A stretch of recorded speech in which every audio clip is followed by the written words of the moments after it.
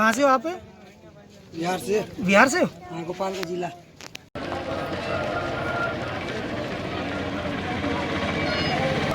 कोई बात नहीं, सबको हम बिठा देंगे, मैं बिठा देंगे।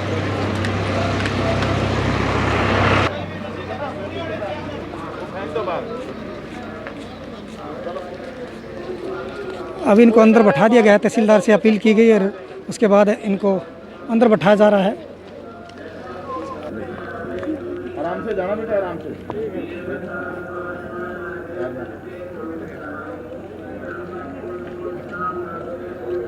अरे तुम भी इनके साथ चलो, चलो स्पीड से चलो, चलो।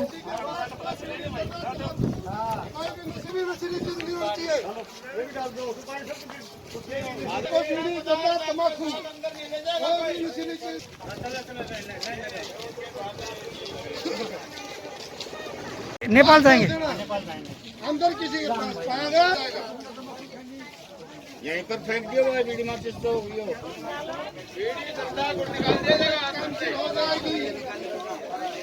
कोई भी नशीली चीज हो उसको बाहर फेंक देना। अगर अंदर किसी के पास पाएगा दिया जाएगा।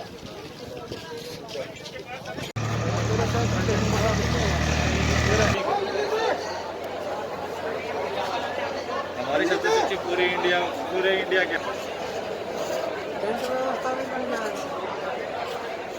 जिसने पानी पिला के रखते से नहीं है इसमें। ये मज़दूर हैं, अपने अपने राज्यों में जाने के लिए काफ़ी परेशान थे और रेलवे बस के द्वारा जो इनको जाना था, जिनके लिए रजिस्ट्रेशन करवाना था, चेकिंग करवानी होती थी, क्योंकि स्वास्थ्य विभाग के चेकिंग के बिना उनको जाने नहीं दिया जाता था।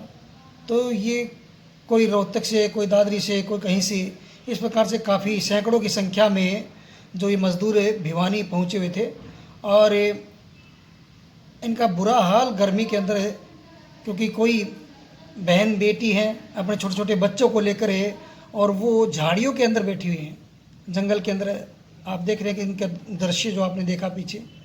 और कुछ युवा साथी हैं जो भटके हुए थे, जिनको गुमराह कर दिया जाता था कि ट्रेन जाएगी, वो जाएगा, बस जाएगी, भिवानी से जाएगी। वो लोग बेचारे यहाँ पर आस लेकर यहाँ आ जाते, रात्रि को भूखे प्यासे रहते। तो हमने इस प्रकार के जो इन मज़दूरों की जो सहयोग किया है, इनको भोजन देने का काम किया है। इनको जो जहाँ से भेजना है, इनको वहाँ उस आश्रम के अंदर जो इनको भेजा गया है, बाबा जो रामपाल का जो आश्रम है, वहाँ से इनका लिए विशेष व्यवस्था की गई है प्रशासन द्वारा। तो वहाँ इनको हमने अपनी गाड़ी के द्वारा वहाँ पर पहुँचाया है, ताकि ये लोग अपने राज्यों के अंदर पहुँच सकें। छोटे छोटे बच्चे हैं, महिलाएं हैं, बेटियां हैं। तो इस प्रकार से प्रशासन से हमने अपील की कि इस प्रकार से ये जो मज़दूर हैं, बैठे हुए हैं, परेशान हैं, तो उनकी व्यवस्था की जाए। तो एसडीएम साहब ने, डीआरओ साहब ने, तहसीलदार जी ने, इन सभी ने इस व्यवस्था को किया और करीब 350 के लगभग जो कुछ मज़दूर पहले थे और करीब 80 के आसपास मज़दूर रात्रि को थे। इन सभी को भीतर बैठाने की व्यवस्था की गई है, उनके भोजन पानी की व्यवस्था की गई है।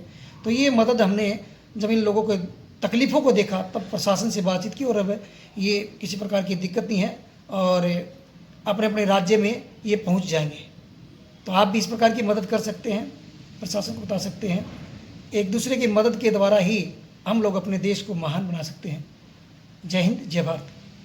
मैं राष्ट्रीय युवा पुरस्कार अवार्डी और भारत सरकार द्वारा राष्ट्रपति पुरस्कार अवार्डी अशोक भारद्वाज आप सभी से अपील करता हूं कि कोरोना की इस जंग में देश को मजबूत बनाने का काम करें, मजदूर का साथ दें, जो भी ज़रूरतमंद लोग हैं उनकी सेवा करें। जय हिंद।